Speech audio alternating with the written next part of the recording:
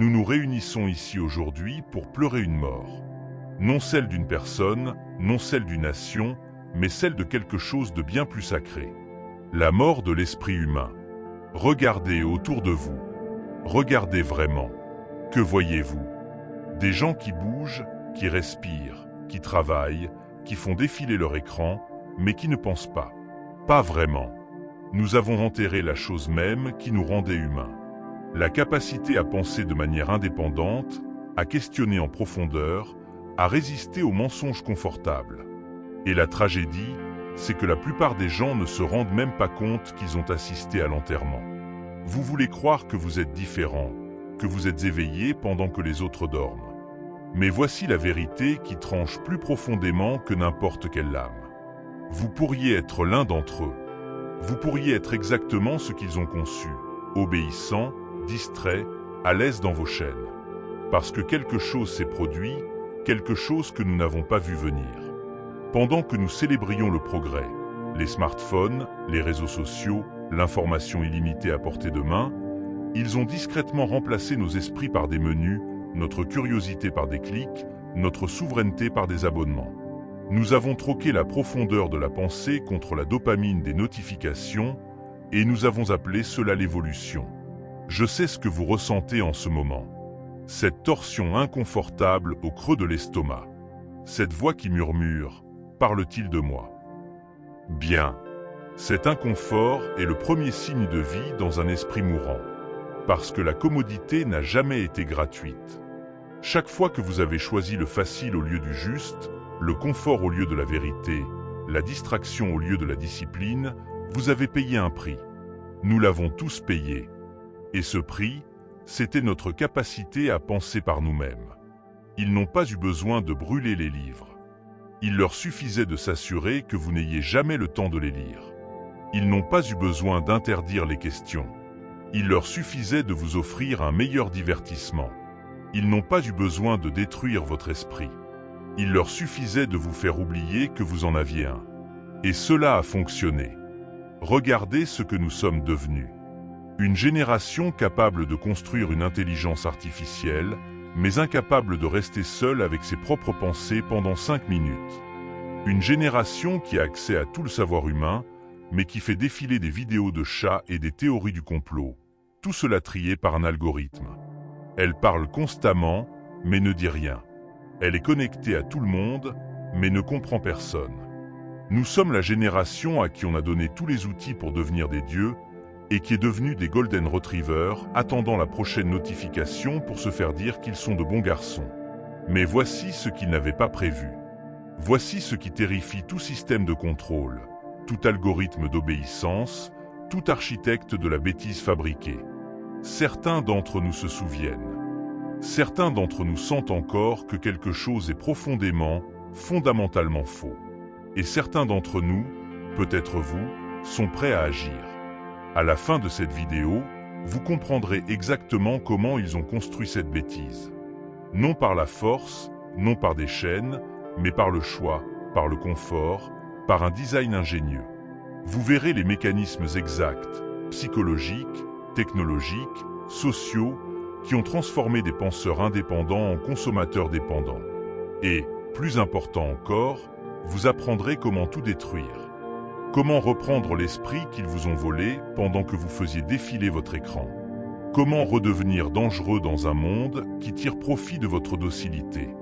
Comment penser dans une ère conçue pour l'empêcher. Mais je vous préviens, ce qui suit vous exposera. Il vous montrera toutes les façons dont vous avez été complice de votre propre suicide intellectuel.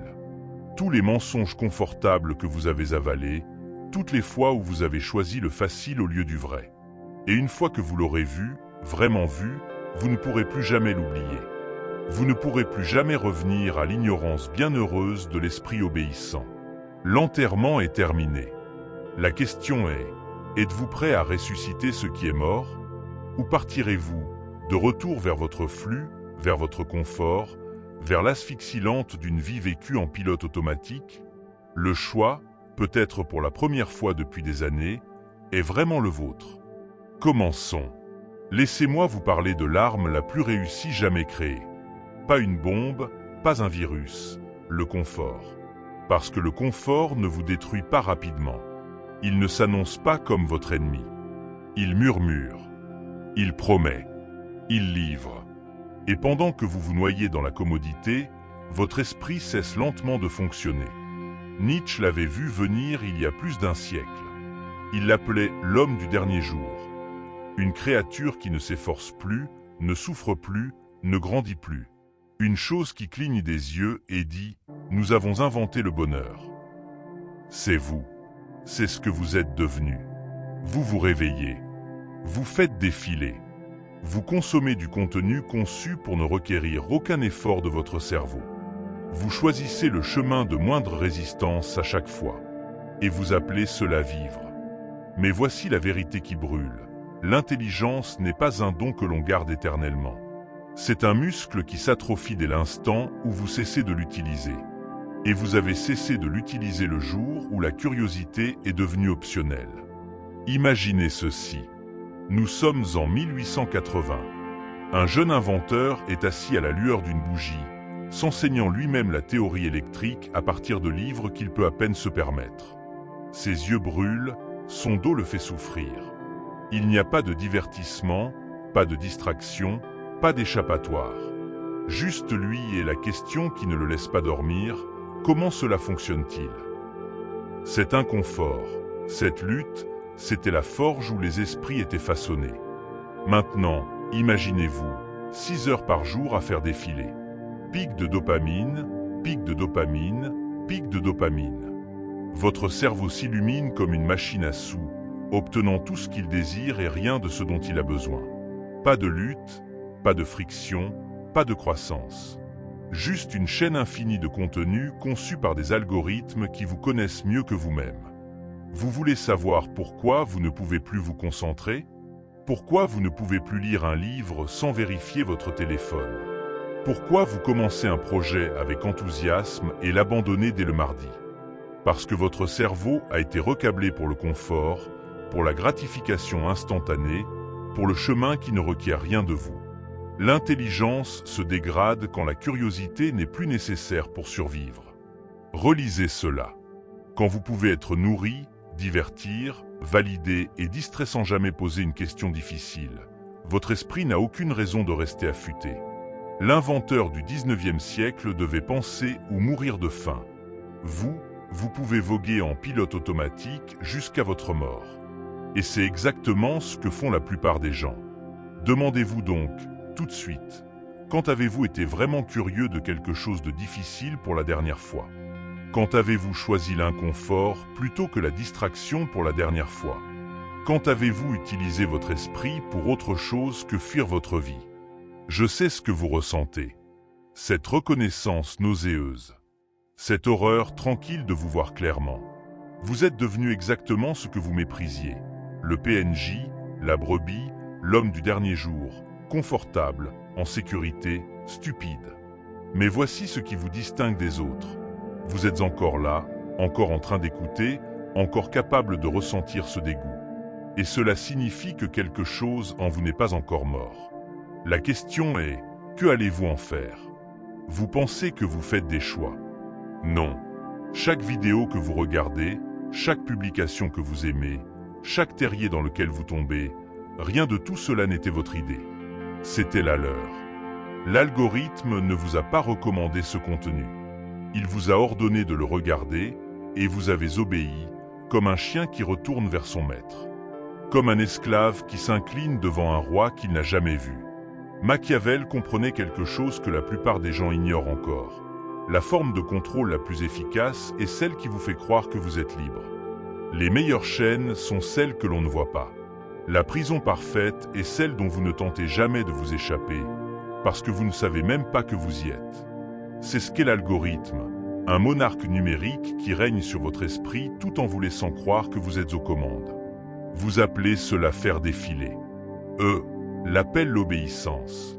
Jung nous avait prévenu il y a des décennies sur le danger du comportement collectif inconscient.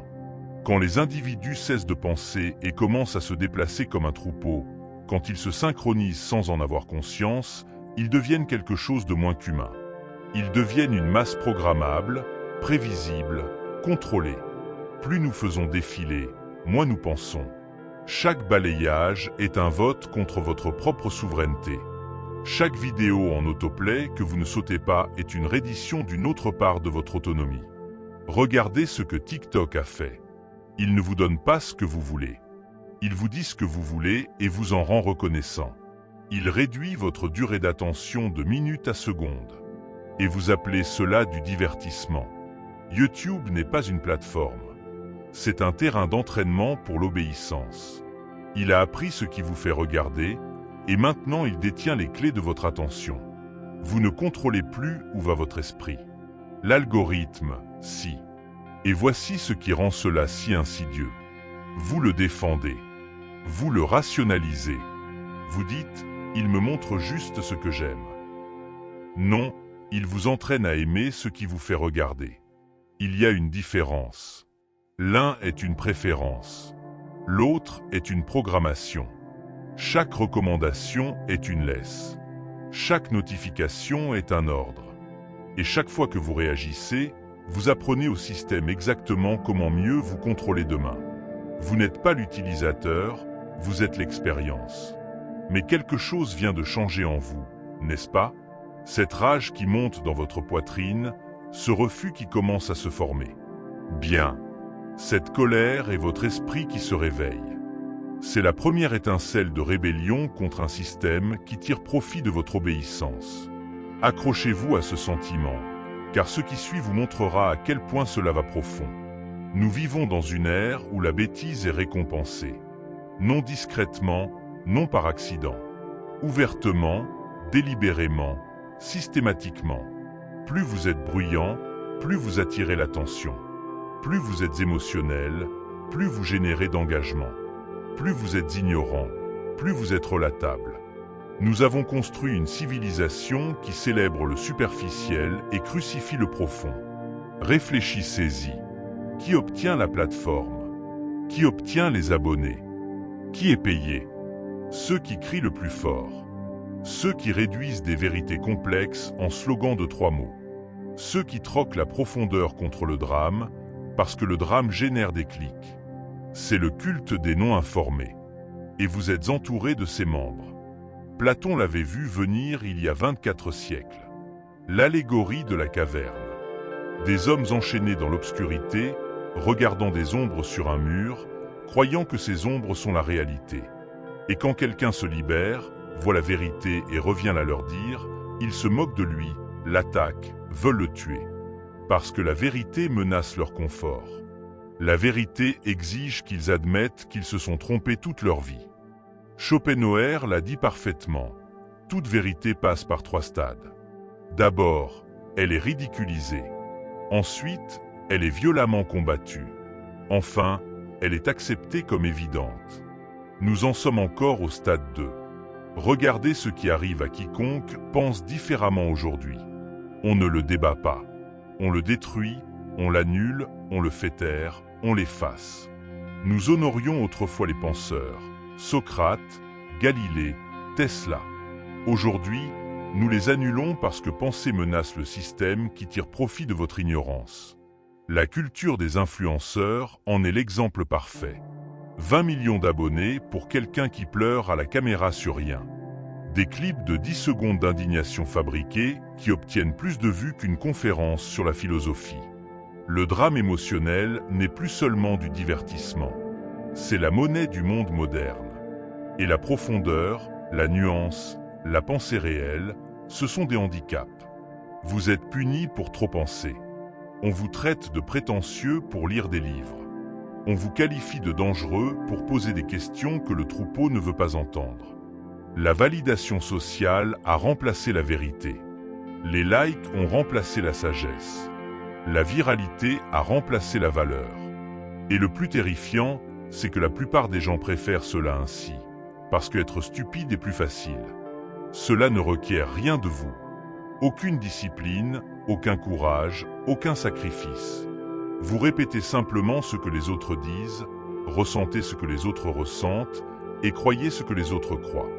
Vous devenez partie de la masse, en sécurité, accepté, validé et totalement, complètement vide. Mais pas vous. Vous le sentez, n'est-ce pas? Ce dégoût quand vous voyez quelqu'un célébré pour son ignorance. Cette rage quand la profondeur est moquée et la superficialité récompensée.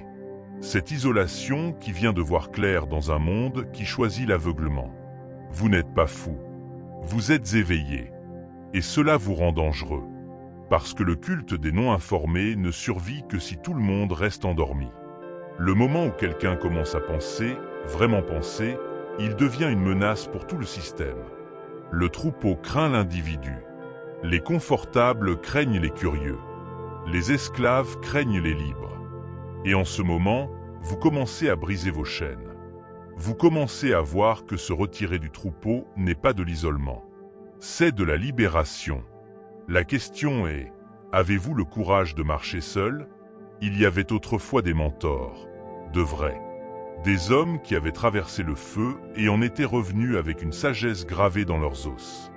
Des pères qui enseignaient à leurs fils comment penser, non pas quoi penser. Des philosophes qui posaient des questions qui brisaient les illusions confortables. Des enseignants qui exigeaient l'excellence parce qu'ils savaient que la médiocrité était une mort lente.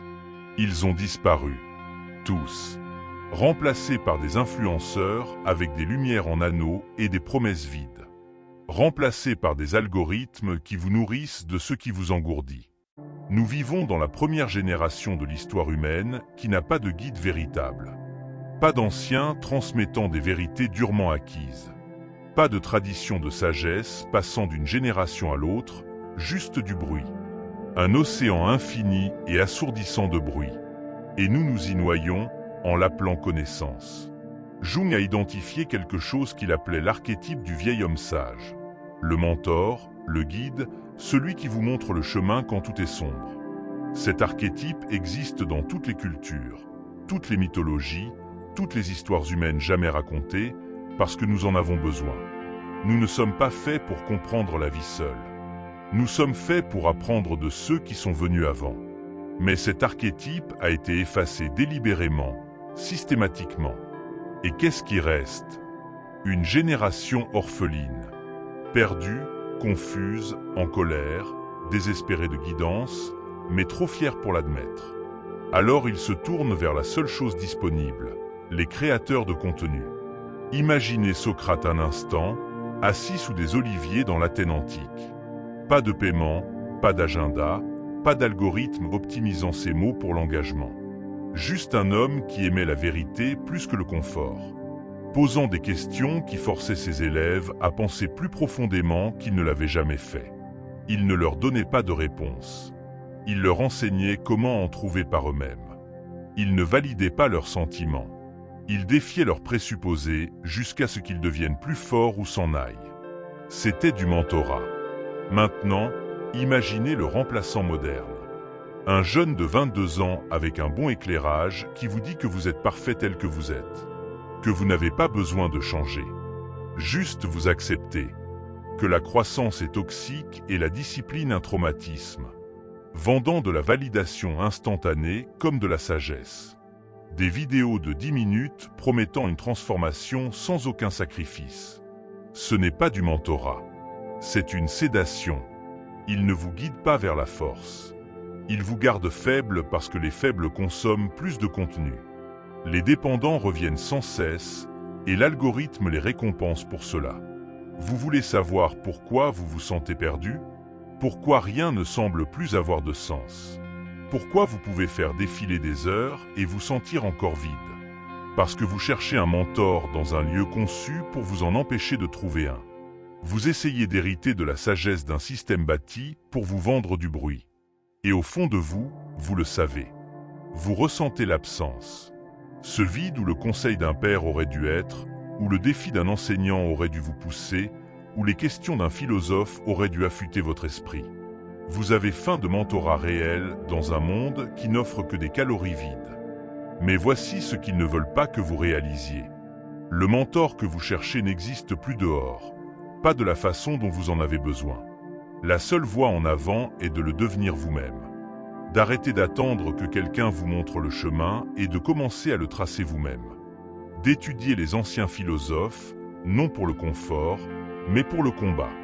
d'apprendre des géants de l'histoire, non à travers des citations sur les réseaux sociaux, mais à travers leurs œuvres réelles. De devenir le guide que vous n'avez jamais eu, parce que cette génération n'a pas seulement besoin de trouver des mentors, elle a besoin d'en créer.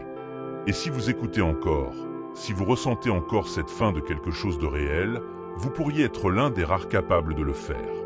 La question est, le ferez-vous ou retournerez-vous faire défiler, en espérant que quelqu'un d'autre vous sauve? Ce n'est pas un accident. Ce n'est pas un sous-produit du progrès ou un effet secondaire malheureux de la technologie. C'est du design. Délibéré, calculé, rentable. Il existe une industrie bâtie autour du fait de vous garder assez intelligent pour travailler, mais trop distrait pour questionner. Assez malin pour produire, assez stupide pour obéir. Et cela commence dès l'instant où vous entrez dans le système. L'école. Vous l'appelez éducation. Eux l'appellent formation à l'obéissance. Asseyez-vous en rang. Ne parlez que si on vous parle. Mémorisez ce qu'on vous dit, régurgitez sur commande. La curiosité punie. La créativité réprimée. La pensée indépendante qualifiée de perturbation. Le système ne veut pas de penseurs. Il veut des travailleurs. Dociles, prévisibles, remplaçables. Vous n'êtes pas éduqué. Vous êtes domestiqué. Et au moment où vous obtenez votre diplôme, vous avez été conditionné à ne jamais questionner la cage. Puis viennent les médias. L'outil parfait pour l'hypnose de masse. Jung nous avait prévenu. Quand une population entière consomme les mêmes récits, regarde les mêmes écrans, absorbe les mêmes messages, elle cesse d'être composée d'individus. Elle devient un inconscient collectif, se déplaçant en synchronie, pensant en schéma, réagissant sur commande. Vous pensez être informé. Vous ne l'êtes pas.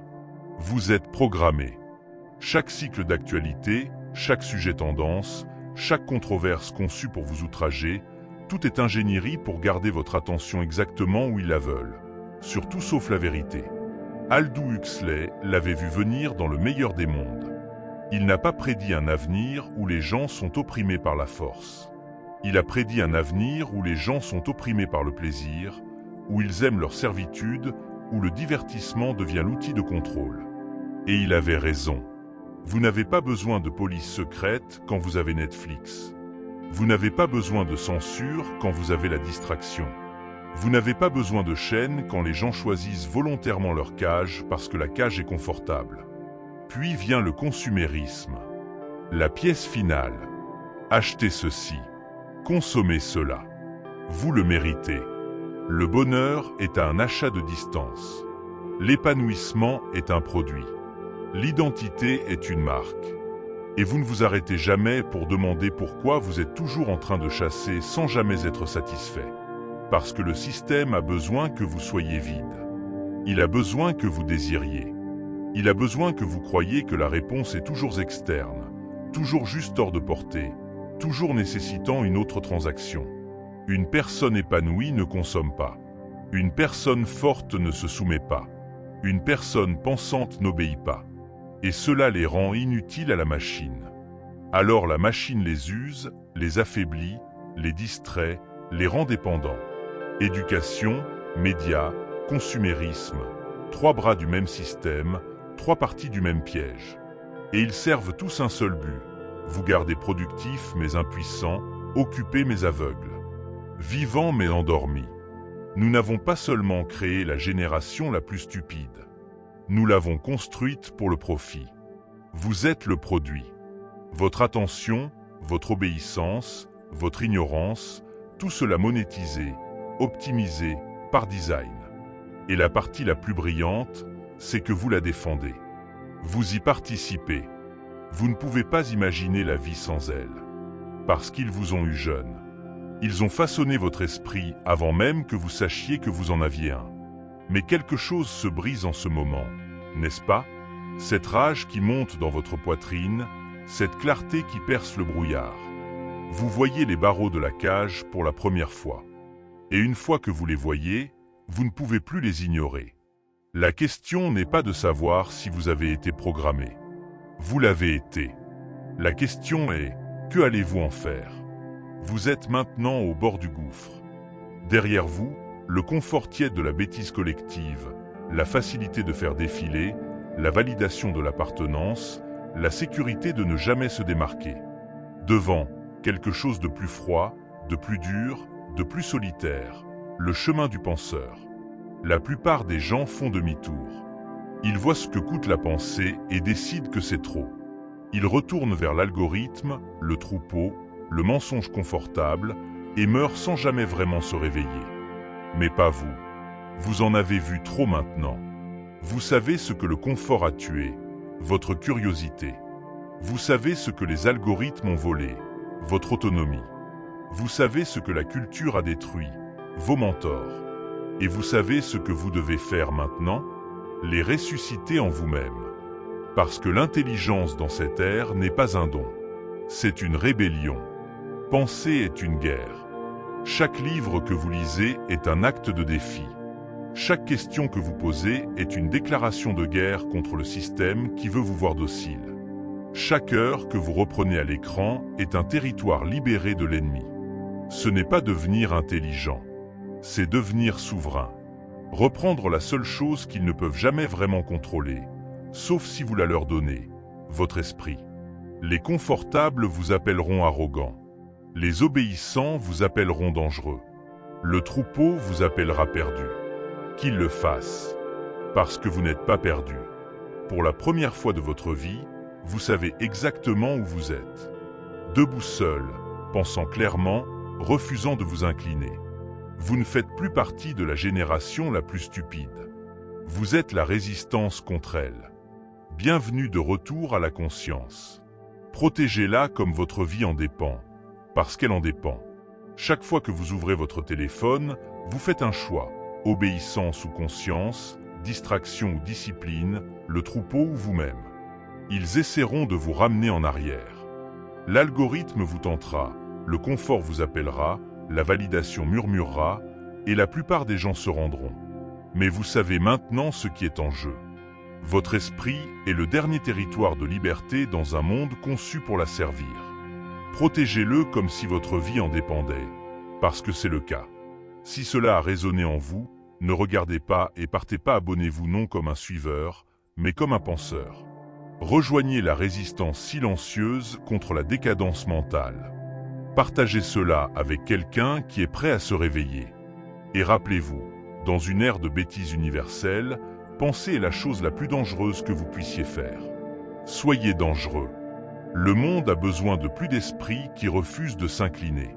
Le vôtre pourrait en être un. Tenez-vous à part. Pensez profondément. Résistez toujours. C'est ainsi que nous reprenons ce qui nous a été volé. Un esprit éveillé à la fois.